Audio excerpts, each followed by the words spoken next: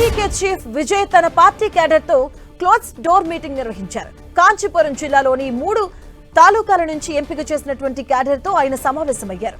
కరూర్ తొక్కిసలాట ఘటన అనంతరం టీవీకే ప్రచారం నిలిచిపోవడంతో ఇప్పుడు ఆ ప్రచార కార్యక్రమాన్ని పునరుద్ధరించే పనిలో పడ్డారు విజయ్. కాంచీపురం జిల్లాలోని 3 తాలూకాల పార్టీ శ్రేణులతో ఆయన క్లోజ్ డోర్ మీటింగ్ నిర్వహించారు. పార్టీ భవిష్యత్ కార్యాచరణపై క్యాడర్ తో విజయ్ చర్చించినట్టుగా తెలుస్తుంది. కరూర్ తరహా ఘటనలు పునరావృతం కాకుండా క్యాడర్ అప్రమత్తంగా ఉండాలని ఈ సందర్భంగా విజయ్ సూచించినట్లుగా సమాచారం.